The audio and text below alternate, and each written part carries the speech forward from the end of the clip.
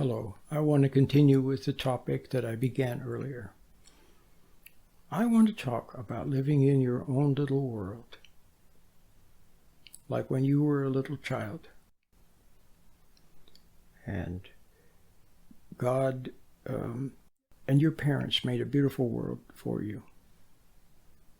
They made you a nice room with your bed and your stuffed animals and your desk and your big box for toys and the pictures on the wall. And they made a beautiful room for you. And they made a beautiful home for you. And it was safe if you had good parents. And it was peaceful. And there was a lot of things to discover. Well, you must have your own little world with God as your parent. And then out in the world, yes, things are going on out there. There's a lot of craziness. You see the craziness, but it stays out there. You're aware of it, and you're informed, but it doesn't penetrate. And in your own little world, you grow. And you'll know. See, things will come to you naturally. Like, remember when you were a little child, you were interested in one thing, and then something else, and something else. And that's how you grew. Well, it'll be the same way if you have a little world with God as your parent. You have to find Him. And the little meditation helps. It helps you get started.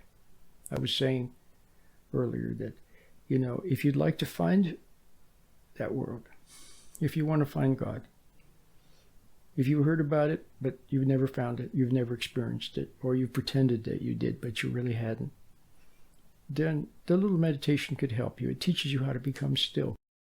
God said, "Be still and know that I am God." And Madame Guyon, her book, A Short and Easy Method of Prayer, she talks about a prayer of silence, a prayer of stillness, just sitting still, being quiet, and experiencing God. And it's beautiful. And it has something to do with becoming aware of the little particles of light on the inside of your eyelids when you close your eyes. Those little patterns of light, that glow of light, that spiritual light from God. And it's something about knowing that He's there. And it's something about being aware of your hands so they're a little bit tingly. And it's something about having mental distance from the craziness. So the craziness is there, you're aware of it, and God will make you aware. He'll make you aware if there's something you need to learn about. And there are sources, No, not what you would get when you turn the television on, none of that. But there are sources. There are books. There's audio. There's blog posts and places, websites, and there's places you can go to get useful information. And there are people who you can see they're aware. And you can see where they're coming from. And they're not trying to deceive you. And they're knowledgeable in a good way. Often they think outside the box. You'll see where to go.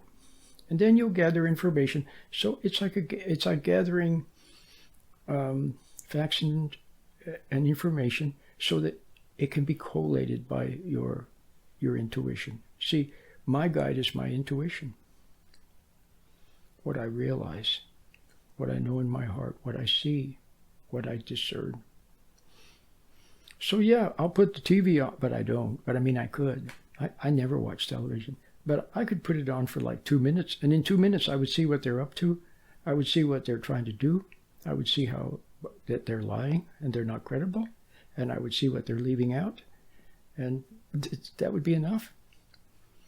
But there's some radio, and you'll find it, and then you'll have discernment, and that's all you need. And then you just watch what's going on, but don't become a world watcher and a world worrier. You don't want it to absorb all your time and get you all involved and make you upset and make you emotional. You just see it, and it stays out there. And in your own little world, you do your little research, and you gather a little information. But mainly, you go about your life in your own little world with your family and the things that interest you.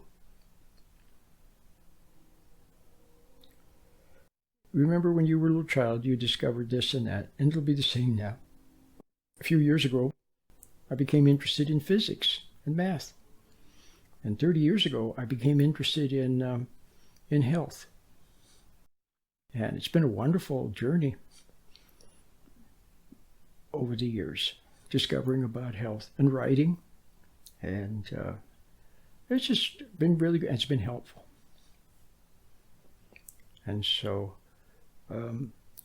like that. And then I wanted to mention that in your own little world with your family, be with your family, your partner, your kids. Be with them. Enjoy them. Enjoy the things that God has given you and that are good for you to do. And even, for example, a few years ago I started reading Western novels. And, good Western novels, old-fashioned ones, with beautiful scenery, action, noble, brave characters. And God lets me read them. It's sort of a world in a world. I mean, it's its own little world, too. And He allows me to read those and to enjoy them a little bit every day, not too much, a little bit. So I'm with my family. I do my work. I do my writing. I make videos, which I enjoy. I make the radio program. And I do some research. And I look at the flowers and the sky and hear the birds singing and watch what I see on the outside. Deer and butterflies. And then I do a little bit of reading, this and that, and also read little westerns. And it's beautiful. And that's the world that God has made for me. It's a beautiful world. And yeah, there's craziness out there, and I see it, and I watch. But my involvement is with God. And He permits me to then, because of my involvement with Him, to relate properly to everything else. Do you see?